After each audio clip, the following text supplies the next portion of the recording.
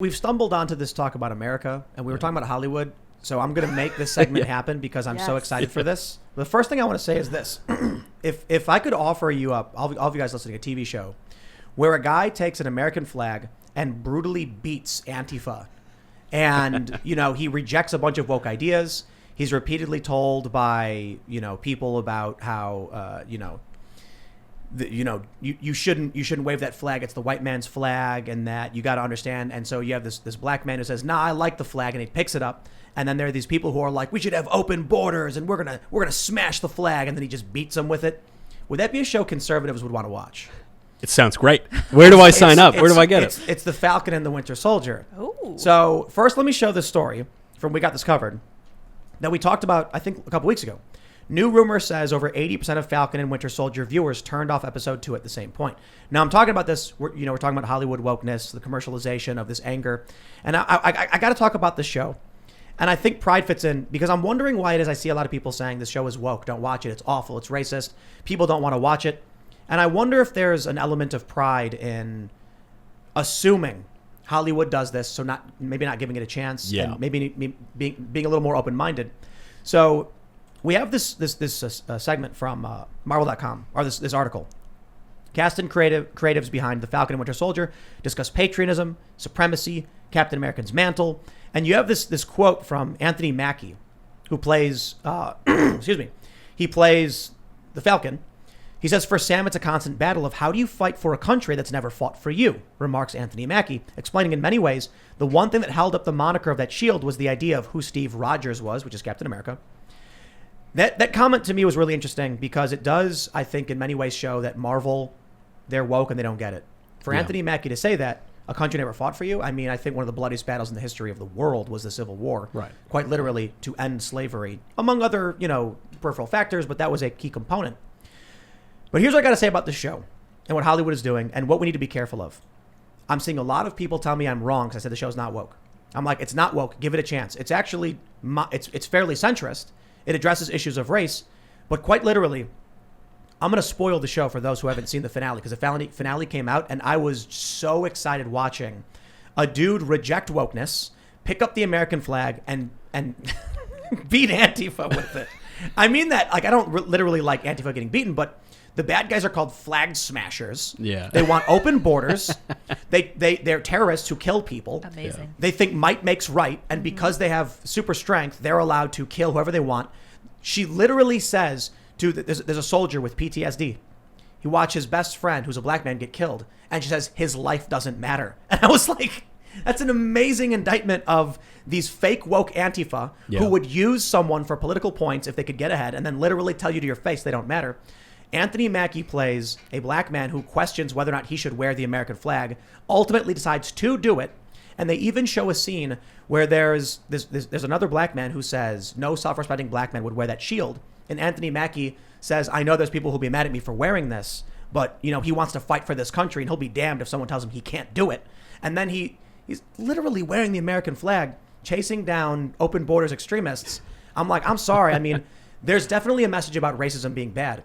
But it sounds like a more classically liberal or even a conservative statement about why racism is bad. Well, it's obviously conservative in the sense that America is good and the flag smashers are bad. I mean, just in the most basic sense, that is a conservative message. Right. You're going to make me, I was at 1.5 Marvel products is what I had. You're going to make me go to 2.5 now. I certainly think there's elements that people could call woke, but I wonder if what a lot of people, because I tweeted, it was getting too woke. And it was after this point where a car pulls up, a squad car pulls up, and you got, Anthony Mackie and you got Falcon and Bucky Barnes, a white guy and a black guy. And it was this very stereotypically like racist moment where the cops were like, "Sir, are you all right?" to the white dude. A lot of people got mad about that. Yeah. But I'm like, no, I'm going to watch it because I don't want to fall into this trap where I'm like, it's what I woke, I won't watch it. Yeah. And then I was amazingly surprised. There was a point where apparently, Sam Wilson, the Falcon, black man, is Bucky Barnes apologizes, saying, I didn't realize what it meant for a black man to wear, that shield and be Captain America. But he's like, he doesn't want to do that. He has a little kid tell him, he's walking on the street, a little kid goes, "It's Black Falcon." And he goes, "Nah, I'm just Falcon." And the kid goes, no, my dad says you're Black Falcon. He goes, I'm just the Falcon. And I'm like, you are just the Falcon. Yeah. Like, your race Right. is not relevant to you being a superhero who's awesome. Yeah. And when he decided to defy people in this black community who said, you think you can come in here because you have that white man's shield? And he's like, but I like that guy. He was cool. He's my friend. He's like, Steve Rogers didn't do this to you. And then he decides to wear the American flag representing the country, even after, for every reason he felt like he was wronged by this country or didn't fight for him. For everyone telling him that America was bad and doesn't represent him and hates him, he still believed in this country. And I'm like, it's like hardcore nationalist. Yeah. It's like almost Trumpian in a way. I'm wondering if it's Chinese propaganda in that they have now incited Antifa to go riot and burn things down for a couple of years. Now they're going to start making art about why we should fight them. Yeah. It's the 4D chess of the Chinese communists. Yeah. I did think about this, and I wonder to what extent there's a conspiracy in media. Now that the election's over, they need to stop Antifa and start putting out messages about loving the country and getting things back on track, because we were promised the riots would stop once Joe Biden came in, and they ain't stopping. They're getting worse. Yeah. Well, that is the problem when you unleash violence. You don't get to control it. Actually, this is when you begin a war. Things quickly spiral out of control, and that's clearly what's going on here. But I'm actually glad you told me this about Marvel, because conservatives do this a lot, where they'll see a little, because we're so abused, because this whole culture abuses and abuses, and just smacks us all the time. We just the minute we see something, we say, okay, that's all. I'm done. I can't take it anymore. And there was that movie that came out. I don't even remember the name of it. It was supposed to come out a few years ago, and it was about how these white, rich liberals. I don't even know if it was all white people. It was The Hunt, right? It's it was really good. It seemed great. I mean, the whole thing was these rich coastal libs were hunting down good, regular Americans. And, I thought this is the most conservative movie ever made. I only saw the trailer. And then there was a backlash not from libs, it was from conservatives who said, how dare you hunt me down? You think, like, do you get the point of the movie?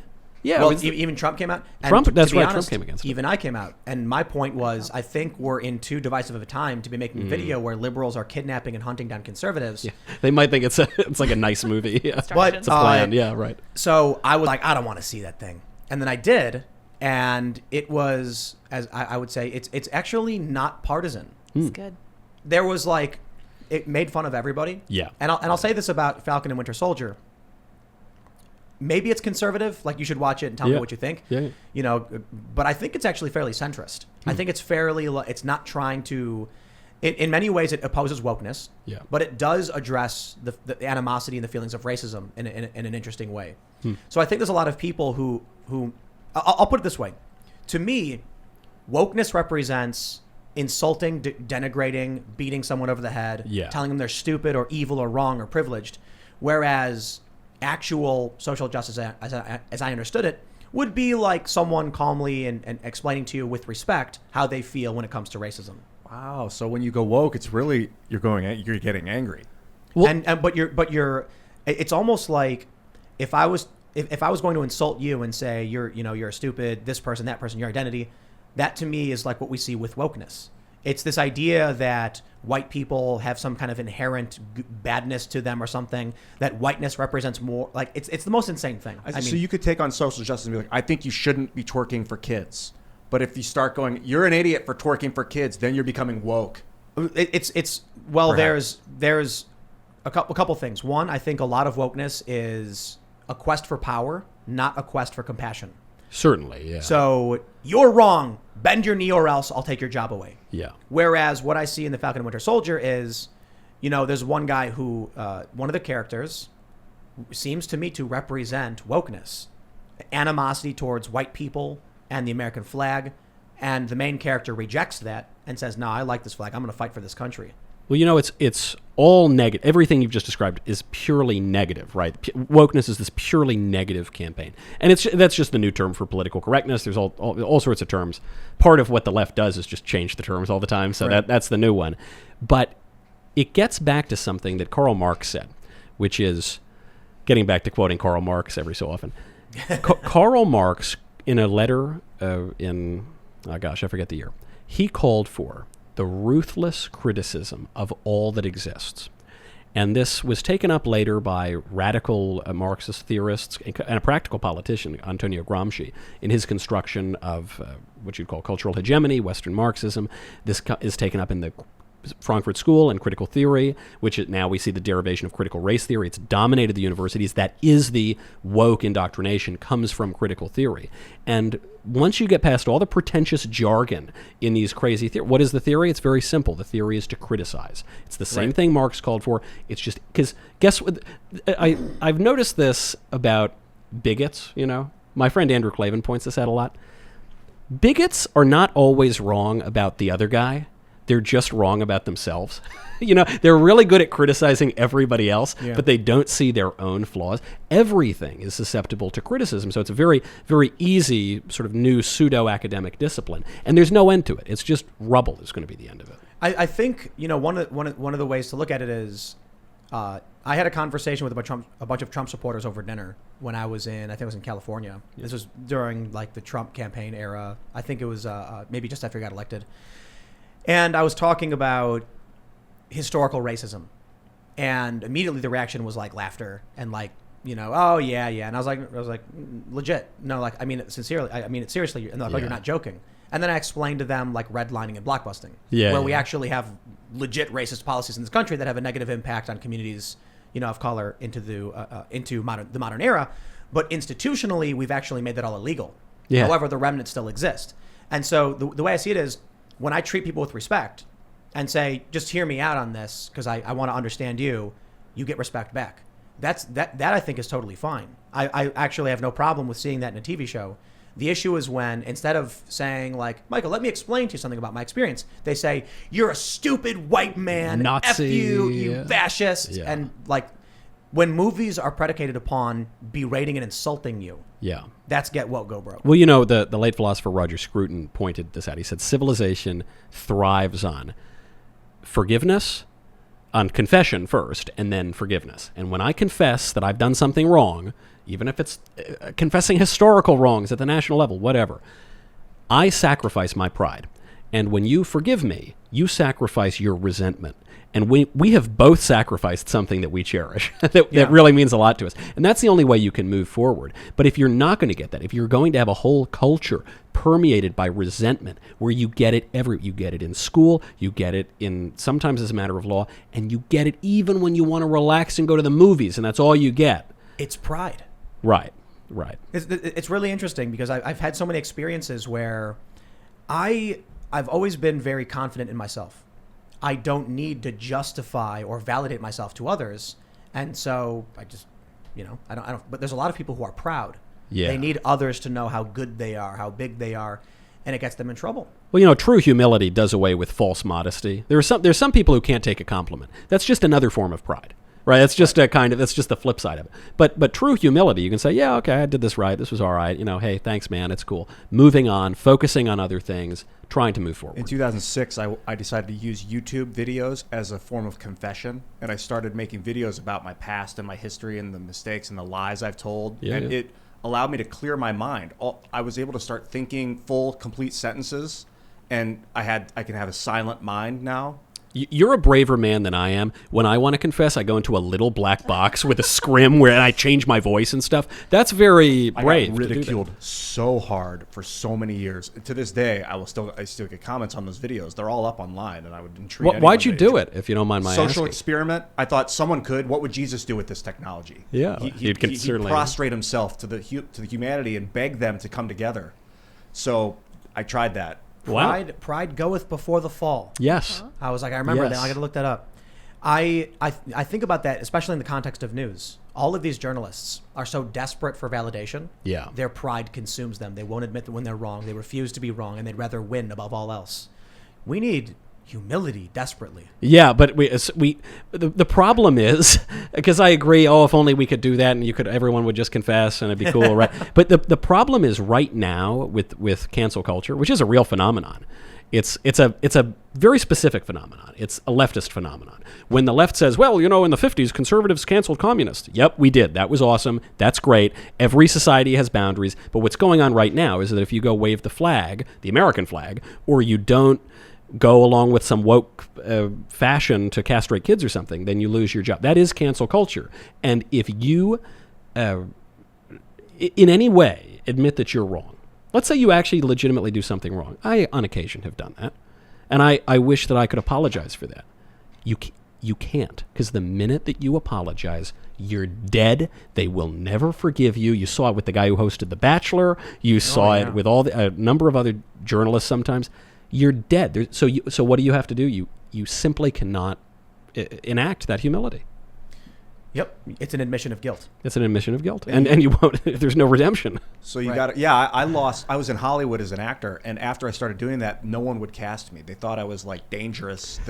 Which I was, because I would have called them out and destroyed that. You got to keep the secrets, that man. Disgusting, secretive community. I would have, and they knew that. Look at Harvey. People do forgive, but if you have a job that you can lose, you'll probably lose it if you go that route and you try to be humble.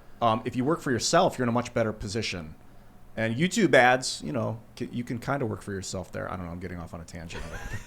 Well, you can build a business, but I find it fascinating that the left, I think, is consumed by pride. Yes, I think that's a big factor, and I think when you can't admit when you're wrong.